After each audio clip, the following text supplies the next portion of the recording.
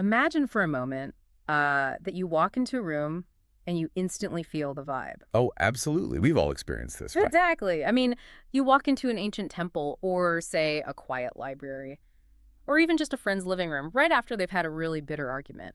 There's this palpable atmosphere. Right, a real thickness in the air. Yes. But usually we just dismiss this as a metaphor, isn't it? Like it's just a subjective feeling. But what if that vibe could actually be statistically measured? No, that is the real question. What if it could be amplified and, even stabilized using ancient geometry? That is exactly what an international research team attempted to figure out with Project Resonance. Project Resonance, yes, rooted in the heart. Right. It was this massive 8-week global experiment conducted between April and June of 2026. And welcome, everyone, to our deep dive today. We are going to unpack all of this. And see, the thing is, we are so accustomed to viewing our emotions and our intentions as these invisible, deeply private things that stop right at the boundary of our own skin. Yeah, that they don't affect the outside world. Exactly. But this experiment challenges that fundamental assumption entirely. Today, we are looking at a massive stack of sources. I mean, scientific and narrative reports, slide decks, participant feedback. It's a lot of data. Over 300 people across 22 countries, right? Yes, focusing heavily on two major cohorts in Europe and India. And the central hypothesis driving all of this data is quite striking, actually. It is simply this. We build the field, and the field builds us. I love that phrasing. We build the field, and the field builds us. So today we're going to break down exactly how this team attempted to measure human intention. And how that intention actually affected the participants' bodies and minds. Right, and how you, listening to this right now, might eventually interface with this unfolding research. Because while we are throwing around terms like quantum science and bioenergetic concepts, our goal is to make this as relatable as, well, a shared heartbeat. Which is exactly what they were studying. Yeah. But to measure a phenomenon this vast, you cannot just rely on people meditating whenever the mood strikes them. Right, you need a system. Exactly, a highly structured architecture. The 8-week experiment ran on a very specific cadence. Participants engaged in self-paced heart coherence practices throughout the week, but these were anchored by synchronized weekly Zoom gatherings. So everyone logging on together? Yes. If you were Europe, you joined on Tuesday evenings. If you were in India, you joined on Sunday afternoons. Okay, let's unpack this for a second, because before we go any further, we really need to understand what a heart coherence practice actually is. It's not just regular meditation. Right. It sounds nice, but what were these 300 people actually doing in their living rooms? From the source material, it wasn't just, sitting quietly and emptying the mind. No, not at all. It is a very active, structured process. You deliberately focus your attention on the physical area of your heart. You slow your breathing to a specific rhythm. And then you intentionally generate a regenerative feeling, right? Like profound gratitude or compassion. Exactly. You are actively changing your physiological state. You're sending a different neurological signal to your brain. And the intent here is crucial. So it wasn't just for personal relaxation. Right. The goal for these participants was a collective effort. They were intentionally trying to generate what the researchers called a unified heart field, or UHF. But they didn't just rely on human beings sitting in isolation, which is where this gets really wild. They anchored this human energy to a physical grid. The sacred sites. Yes. Think of it like setting up a global Wi-Fi network. If human heart coherence, our shared emotional intention, is the data being transmitted, then the physical structures they used acted as the physical routers and the signal amplifiers. That's a perfect analogy. And to take that Wi-Fi analogy a step further, adding the specific sacred sites in India was like upgrading from a local home router to a massive global fiber optic network. Okay. They utilized an existing network of 8 global pyramids that had been established in earlier phases, but for this 2026 experiment, they expanded deeply into Indian sacred geometry. The locations they chose are just deeply fascinating. I mean, first, they used the Pyramid Valley International Mega Pyramid near Bengaluru as a major stabilizing anchor. Have you seen photos of it? It's incredible. Yes. If you haven't seen it, it is this massive, precisely aligned structure designed specifically to house thousands of meditators. It's beautiful. Then they layered in the energy of the Kamakya Shakti Peeth in eastern India. Which in the Indian tradition is so important. A Shakti Peeth is a center of primordial, dynamic, transformative energy. Right, the real raw power of the earth. And they also integrated Jyotsars in Kurukshetra. Ah, the Bhagavad Gita stall. Exactly. This is the exact location where the Gita was spoken. And in the context of the experiment, this provided an ordering symbolism, right? A deeply ingrained cultural field of dharma and karma. Righteous action and duty, yes. And then, to connect back to the purest source transmission, they included the Mahavatar Babaji cave in the Himalayas. And finally, Quantum Life University in Hyderabad served as this coordination node, just pulling it all together. So we have this massive global Wi-Fi network of human intention structured across time and anchored to ancient geometry and these highly charged sacred sites. Which naturally leads us to the most critical question of this whole deep dive. If you build it, how do you know if the Wi-Fi is actually turned on? Right. How do you measure the invisible? Exactly. Well, the research team used multiple streams of measurement across different continents. Because, see, you simply cannot capture a phenomenon this complex with just one tool. You need to look at it from different scientific and energetic angles. Okay, so let's look at the European data first, because I have to admit, when I was prepping for this, I read this part of the report with a lot of skepticism. The geobiology measurements. Yes. The European geobiologists used something called the Bovis Sacred Connection, or the BSC scale, and they took independent weekly measurements using pendulums, direct biofield sensing, and Lecher antennas. I could see why you were skeptical. I mean, I need you to explain this, because to a lot of people listening, swinging a pendulum on a string or using an antenna sounds, well, closer to a magic trick than a rigorous scientific study. How is this a valid measurement? It is entirely fair to be skeptical, but in geobiology, these tools are not used for, fortune telling or anything like that. They're used to detect subtle energetic frequencies. Okay, so how does an antenna do that? Take a Lecher antenna, for instance. It is based on principles originally developed by physicists to measure wavelengths. Geobiologists use it to measure the subtle energetic resonance of a space or a field. And the Bovis scale is essentially a unit of measurement for life force or vitality. So they were measuring how much life was in the field. Exactly. What the European team was doing was taking weekly independent readings of the field's overall vitality. And the numbers they reported are, frankly, staggering. I mean, on April 18th, they recorded a baseline measurement of 768 kbsc. This is a decent baseline? But then, by July 14th, that measurement had skyrocketed to 81,100 kbsc. Yes. It's massive. That is a 105.6 times growth in the field's vitality. And across those entire 8 weeks, the team recorded 0 weekly reversals. Not at all. The field strength just consistently climbed every single week. It never once degraded. Yeah. But acknowledging that geobiology can feel a bit abstract for some, the Indian research team ran a completely different, highly statistical measurement in parallel. Right, the RNGs. Yes, continuous random number generator, or RNG research. Now, I want to push back on this one too, because this is where the mechanics can get very confusing. Unpack it. The RNG devices are essentially computer chips, right? They just spit out continuous streams of random zeros and ones. Correct. Just pure randomness. So how does a machine generating random numbers actually detect a heart field? Is it like measuring healing energy floating through the air and hitting the computer? No, they do not directly measure healing or energy or emotion at all. Then what are they doing? They measure statistical anomalies in the physical environment. See, in a normal state, an RNG produces a perfectly random distribution of data. It's completely unpredictable. But years of research, and this dates all the way back to the Global Consciousness Project at Princeton. Oh, right, where they measured global events like New Year's Eve. Exactly. That research has shown that when a large group of people focus their intention or experience a synchronized emotional state, the physical environment itself becomes slightly less random. That is just wild to me. It is. The RNG data reliably shows statistical spikes. Basically, order begins to emerge from the randomness in the computer chip just because human beings nearby are focusing their minds. Wow.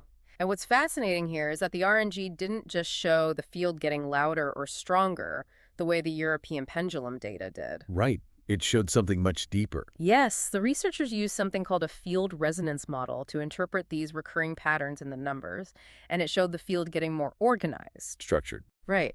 And they categorized this organization into 3 distinct rhythms, drawing on ancient Sanskrit frameworks. They called them manas, prana, and buddhi.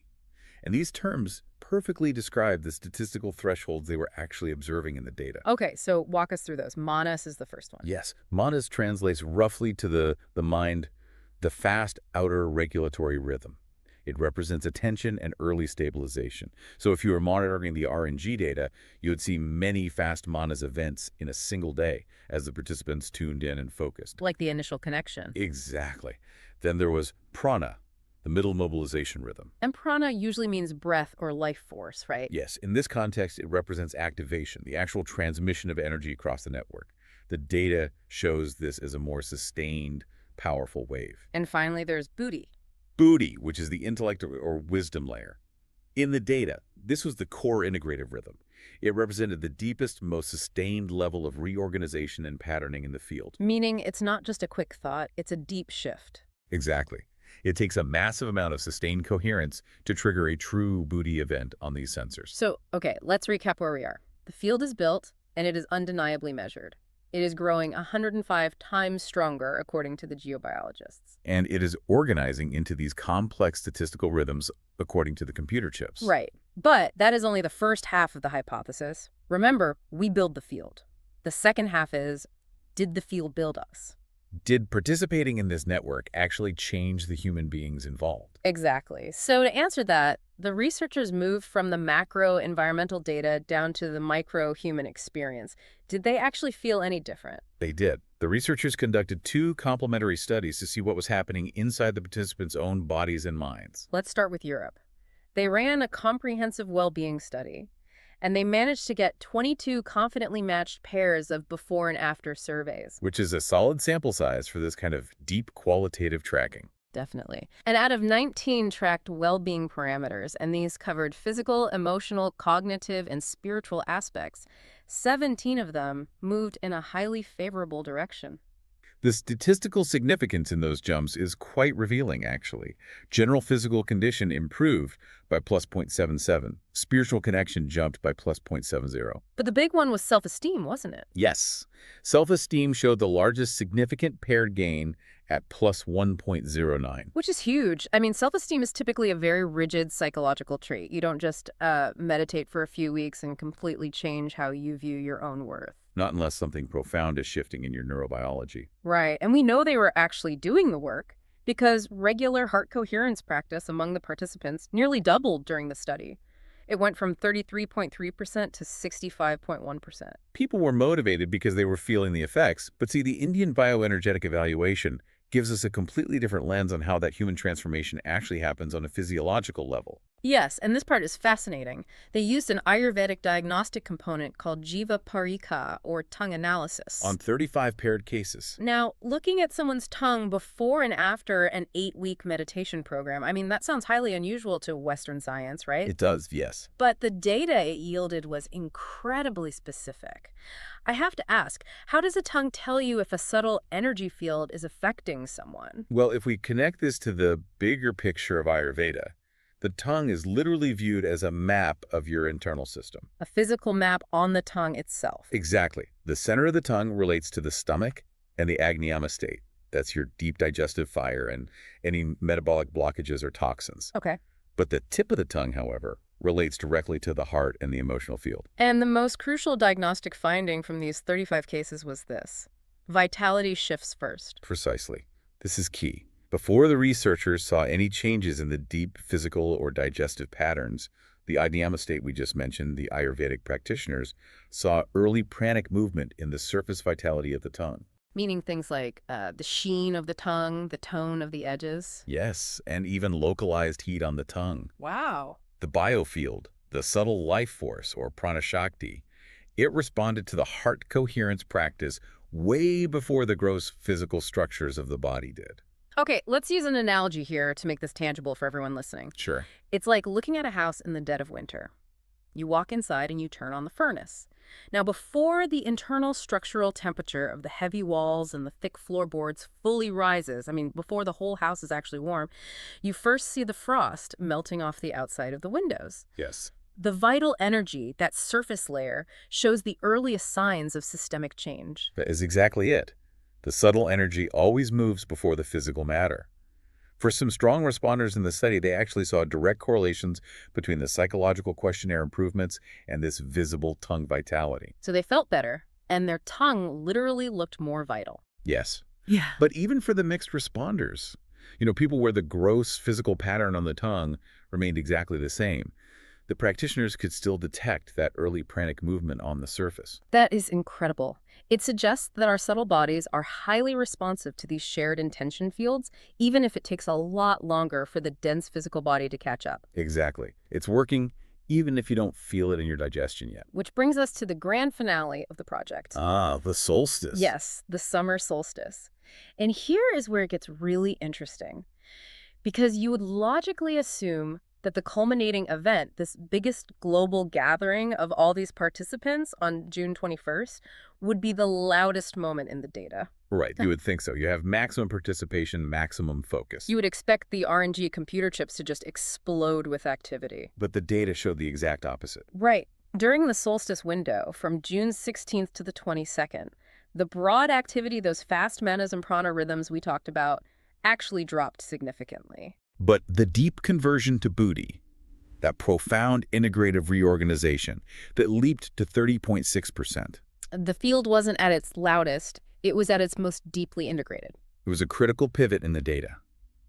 It tells us that true collective coherence isn't about creating a massive amount of energetic noise or excitement. Right. It is about depth, efficiency, and profound organization. The lower breadth of surface noise allowed for greater depth efficiency. It is exactly like a symphony, isn't it? Oh, I like that. I mean, the loudest part of a concert, the crashing cymbals, isn't necessarily the most complex or the most moving part. Sometimes the most powerful moment is when the entire orchestra drops down to a whisper, playing in perfect, intricate harmony. Yes. That is when you feel the deepest impact. Beautifully put. And what followed that solstice symphony is perhaps the most important finding in the entire pilot study. The project formally ended on June 21st. The weekly Zoom gatherings stopped. Everyone went home, so to speak. Exactly. But the field did not turn off. The Wi-Fi stayed on. It did. Post-solstice, moving into July, the RNG data show the field continuing to consolidate its organization. The Bovis vitality measurements continued to rise. The field persisted entirely on its own, without those synchronized weekly gatherings driving it. That is just mind-blowing. The participants built the field, and then the field took on a life of its own. It stabilized. And because it stabilized, the research team is now looking at how we can continue to interact with it. The sources we reviewed detailed the introduction of future physical interfaces. Specifically, the Soham Yantra and the lab resonance pyramid, right? Yes, and this raises an important question for the future of this work. Now that a stable, organized field architecture actually exists, how do we couple with it? How do we log in? Exactly. The Soham Yantra, which is a highly specific geometric design, and the physical resonance pyramid are being proposed as portable, personal interfaces. As a way for individuals to consciously tune their own frequency into this persistent unified heart field directly from their own homes at any time. It's like they've left the server running, and now they are handing out login passwords in the form of geometry. That's exactly what it is. Yeah. And this is why the researchers are so emphatic that this 2026 pilot was not closure. It was simply the foundation. They have proven the concept. So what comes next? Now they want to move into randomized, controlled global testing. They want to start tracking hard physiological data, things like heart rate variability, sleep metrics, autonomic recovery. To see exactly how logging into this persistent field changes the gross physical human body over time. Exactly. And, the excitement in the participant feedback is just palpable. People were saying things like, a beautiful soul family is creating an evolutionary force. I saw a quote from a participant in Malaysia who asked, "I hope the 8-week meditation can remain open to us." People are already asking if they can bring their eco-villages and their local communities into the next phase. They felt the connection emotionally and spiritually long before the statistical data proved it was there. Absolutely. So, to summarize the achievements of Project Resonance today, they successfully created a multimodal research platform. They proved that a collective coherence field could be intentionally generated by an organized group of participants across 22 countries. They proved it could be measured too, watching it grow 105 times its baseline vitality, while simultaneously organizing into distinct, measurable statistical rhythms. And they correlated that growing field with measurable improvements in human well-being and bioenergetic vitality, observing the subtle prana shifting in the participants in real time. It is a rare opportunity, truly, to see ancient Ayurvedic principles and sacred geometric anchoring validated by modern statistical modeling. And the best part is, this research is ongoing. They are actively looking for new communities to join future cycles. You are invited to eventually participate in this incredible intersection of quantum science and ancient heart-based living. You can actually become a node in the grid yourself. I highly recommend keeping an eye out for their next phase. So, what does this all mean for us today? We started by talking about the vibe of a room.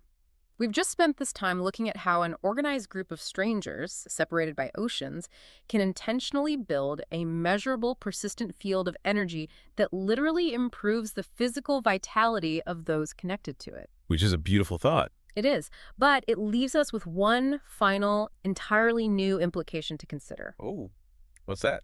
Well, if we are moving toward a future where a global unified heart field exists, a bioenergetic Wi-Fi network that anyone can log into using a portable pyramid on their desk who governs that field. Ah, that is the question, isn't it? Exactly. If millions of people are logged into the same energetic network receiving its benefits, well, what happens if a bad actor tries to introduce a virus of fear, panic, or division into that same network? It's a very sobering thought. If our intentions are truly this powerful and this interconnected, then regulating our own hearts isn't just a personal wellness practice anymore. It becomes a matter of global energetic security. We all become responsible for the network. Exactly. Are you contributing coherence to the network, or are you introducing static? Thank you for joining us on this deep dive. Stay curious, keep your heart open, and we'll see you in the field.